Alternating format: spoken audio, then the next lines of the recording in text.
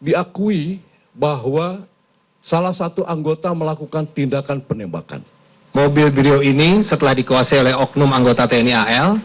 Pak 45 dilakukan oleh oknum TNI Angkatan Laut. Awak sekalian, selamat datang dan terima kasih atas kehadirannya di Mako Koarmada RI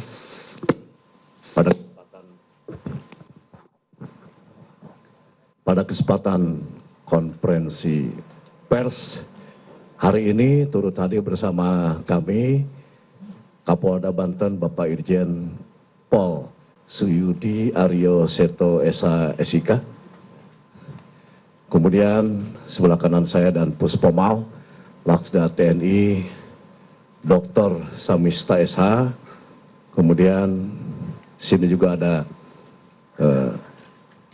Asintel Intelijen Kasal diwakili Asintel, Wasintel, Laksma TNI Bramantio, kemudian hadir juga Panglima Koarmada 1, Laksda TNI Dr.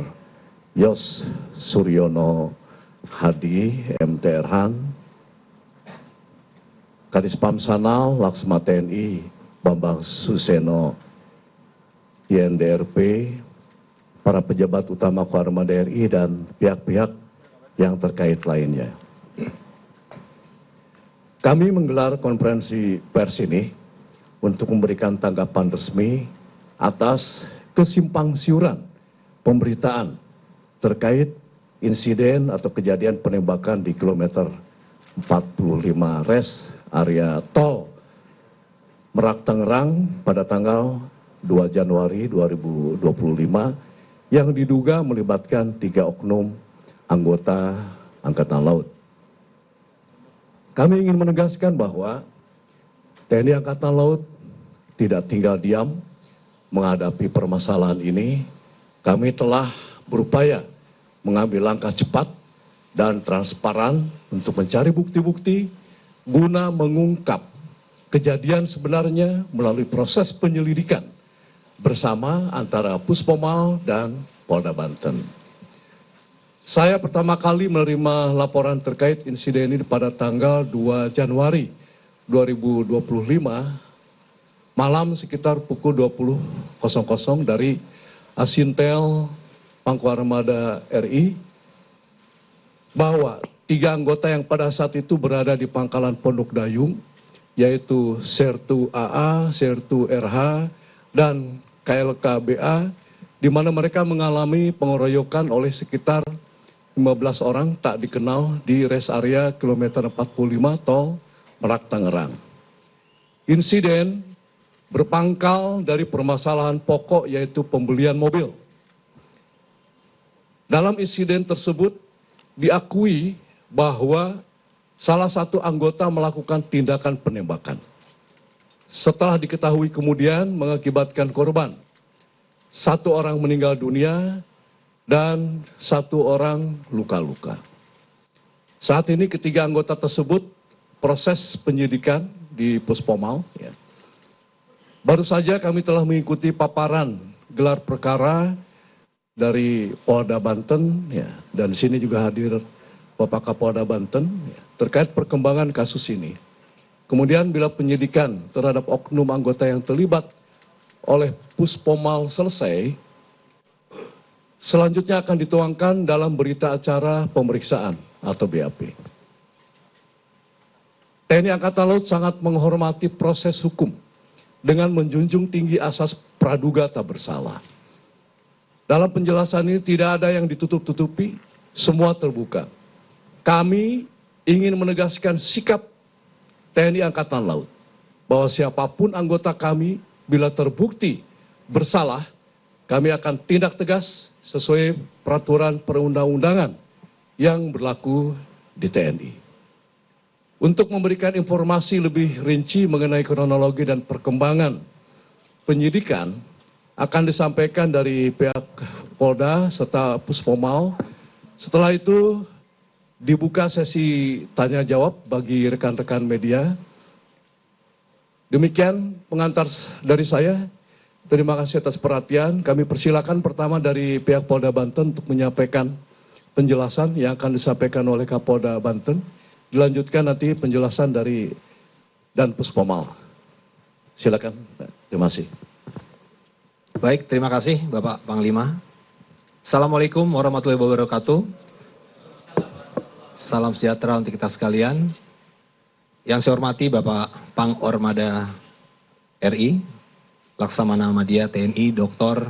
Denny Hendrata, SE MM CHRMP. Yang saya hormati para PJU Ormada RI, Bapak Dan Puspomal, Laksda TNI Sasmita Esa, dan seluruh awak media yang saya cintai dan saya banggakan. Pada hari ini kami selaku Kapolda Banten akan menyampaikan hasil penyidikan yang telah kami lakukan, tentunya atas koordinasi bersama dengan pihak Puspomal TNI Angkatan Laut, karena kejadian yang berakhir adanya penembakan itu bermula dari kasus penggelapan terhadap sebuah kendaraan yang ditangani oleh Polda Banten. Kami akan sampaikan, yang pertama, kasus ini dilaporkan kepada kami terkait dengan tindak pidana penggelapan sesuai dengan pasal 372 KUHP.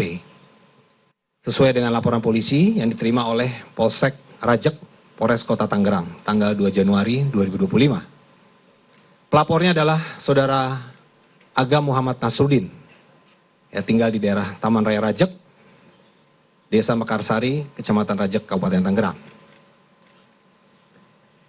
Waktu dan tempat kejadian penggelapan ini adalah di CV Makmur Raya, ya, tempat rental kendaraan.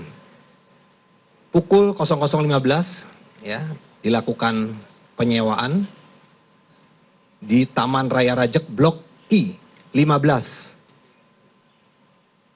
RT 015 RW 005 Desa Mekarsari, Kecamatan Rajek, Kabupaten Tangerang.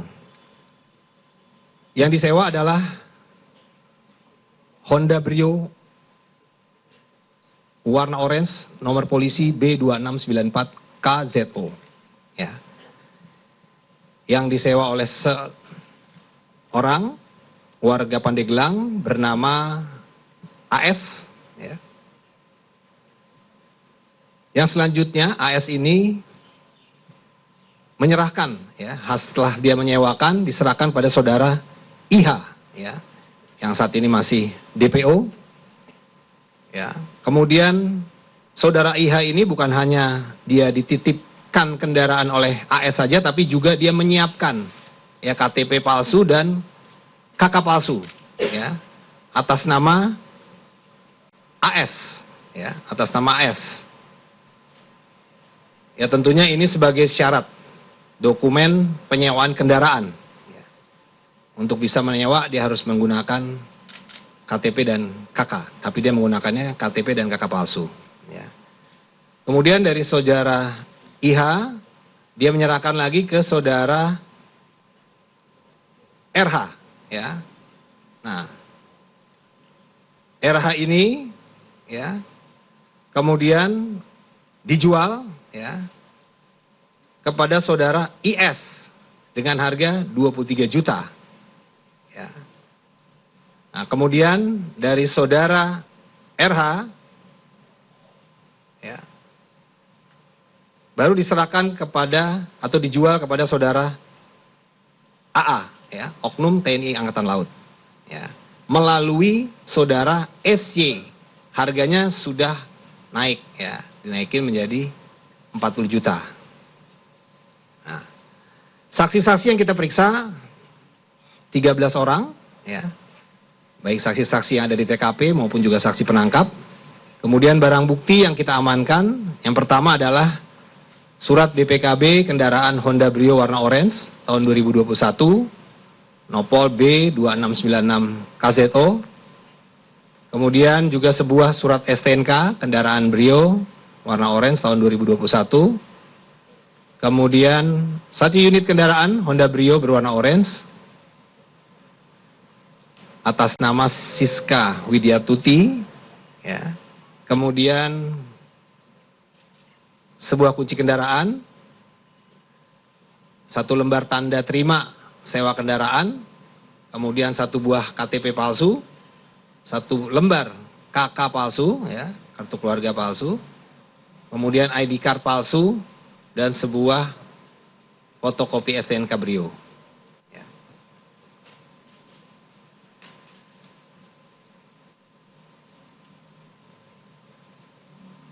Nah, jadi itu ya proses daripada penggelapan, ya, rangkaian yang tadi saya sampaikan, sehingga mobil Brio ini setelah dikuasai oleh oknum anggota TNI AL, ya, kemudian dibawa, yang rencananya disewa itu untuk digunakan ke daerah Sukabumi, ya, dan di dalam kendaraan itu sudah terpasang 3 GPS. Nah, 1 GPS masih aktif, 2 di GPS ini sudah tidak aktif. Karena 2 GPS ini mati, maka si pemilik rental, ya, Saudara Agam, dan ayahnya, dan juga stafnya, keluarganya, melakukan pencarian secara sendiri, ya, secara mandiri. Sehingga menemukan informasi kalau mobil ini ada di sekitar Pandeglang. Ya. Kemudian dilakukan pencarian ke arah sana secara mandiri, ya, sampai dengan kendaraan ini berpindah tempat, ya, sampai di kilometer 45 di Indomaret kilometer 45. Nah, disitulah terjadi, ya, upaya perampasan atau pengambil alihan, ya, maksudnya pengambil alihan dari pihak rental, ya, tapi karena adanya situasi yang agak tarik-menarik di sana, sehingga terjadilah penembakan. Nah, nanti akan disampaikan untuk kejadian penembakan dari Pak dan Puspomal. Seperti itu. Baik, itu yang bisa kami sampaikan. Terima kasih. Wassalamualaikum warahmatullahi wabarakatuh. Terima kasih Pak Kapolda Banten. Sekarang giliran dari Danpus Pomal untuk menjelaskan apa yang sudah dilaksanakan penyidikan. Silakan.